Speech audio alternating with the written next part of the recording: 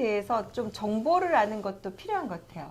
그래서 제가 OX를 좀 몇 가지 준비를 했습니다. 탈모약을 먹으면 발기부전이 생긴다. O에 좀 더 가까운데 O도 되고 X도 됩니다. 탈모약이 남성 호르몬을 약간 낮춰주는 약이거든요. 이론적으로는 사실은 발기력이 좀 떨어질 수 있고요. 근데 이제 조사해보면 데이터에는 100명 중에 한두 명. 아, 그래요?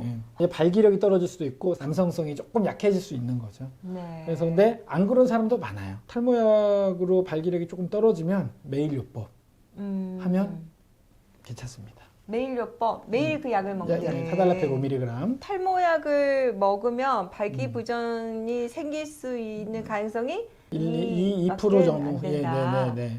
약 처방으로 이걸 메꿀 수 있다. 그렇죠. 예. 근데 탈모약도 먹고 그 약도 먹으면 간은 안 어떻게 해요? 괜찮습니다. 아, 괜찮아요. 네. 비뇨기과 약이 대부분 다 비교적 순한 약, 안전한 약이기 때문에요. 야동을 많이 보면 발기부전이 생긴다. 제일 처음 저는 단순하게 생각했을 때는 절대 아니다. 야동 보고 자위하고 뭐 그랬다고 해서 발기가 잘 안 되고 말도 안 되는데 곰곰이 들여다보면 어떤 야동을 보느냐가 중요하죠. 너무 가학적이거나 비정상적인 상황 자꾸 보다 보면 정상적인 성생활로는 만족이 안 되는 거죠. 맞아, 그러면은 맞아. 발기부전이 올 수도 있는 거죠. 적절한 수위의 상식적인 야동은 발기부전의 원인이 되는 건 절대 아니다. 네. 차에서만 발기가 된다. 뭐 이상한 장소에서만 그렇죠. 발기된다. 그렇죠. 뭐 이런 이상한 커스튬 뭐 이런 거 있어야만 한다. 그렇죠. 이제 원인이 되는 경우가 많이 있더라고요. 맞습니다. 네. 아침에 일어나서 발기가 되지 않으면 발기부전의 전조 증상이다. 이거는 정말 대답하기 애매한데 단편적으로 말하자면 아니다. 아니다. 네. 아, 그래요? 아니다. 네. 아침 발기는 사실 자연스럽게 어느 정도 나이가 들면서 새벽 발기 안 되는 분들 되게 많거든요. 잠을 푹 못 자서 그럴 수도 있고 그렇지만 새벽 발기가 안 되지만 깨 있을 때 발기는 정상적인 분들이 대부분이어가지고 반드시 상관관계가 있다고 할 수는 없죠. 네. 그렇지만 젊었을 때는 새벽 발기가 훨씬 잘 되는 건 맞습니다. 술, 담배가 발기부전의 원인이 된다. 이것도 되게 중요할 것 같네요, 질문이. 맞죠? 네. 이거는 맞다고 생각합니다. 아. 네. 데이터로 다 나와 있죠. 사실은 아까 촬영 전반에도 말씀드렸지만 발기가 안 될 때, 발기력이 떨어졌을 때 가장 중요한 건 생활습관 교정이에요. 술, 담배 안 하고 최소한 줄이고 체중 감소하고 잠 충분히 숙면 취하고 그것만으로도 발기력이 회복되는 분들이 상당히 많습니다. 반대로 여성 비뇨 질환에 대한 팩트 체크 한번 해보겠습니다. 재채기하다 소변이 나온다면 요실금이다. 요실금이라는 게 사실 잘 안 와닿아서 그렇죠. 그냥 소변이 새는 겁니다. 요도 괄약근이 약하면은 이게 수도꼭지라고 생각하면 그 수도꼭지가 헐거워져서 새는 거잖아요. 그래서 그게 요실금이 맞는데 재채기할 때 이 배에 복압이 올라가거든요. 순간적으로 엄청나게 올라가는데 그때 새는 걸 우리가 이제 복압성 요실금이라고 하는 거죠. 네, 빈번한 성관계는 여성 비뇨 질환의 원인이 된다.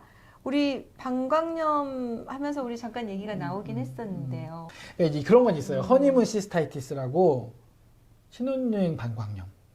그런 게 있어요? 네, 신혼여행을 가서 아무래도 네. 그럴 때 방광염이 잘 걸려요. 그래서 그런 면에서 보면은 네, 근데 이제 꼭 성관계를 좀 자주 한다고 해서 무조건 여성 비뇨기를 많다 그렇게 말할 수는 없는데 네. 여러 명의 섹슈얼 파트너가 이제 리스크 팩터긴 하죠. 위험 요소긴 합니다. 네. 진짜 어려운 질문 하나 드릴게요. 네. 발기부전이나 네. 또는 여성 방광염 요실금으로 고민이 많은 중년 부부들에게 조언해 주시고 싶은 한마디가 있으시다면?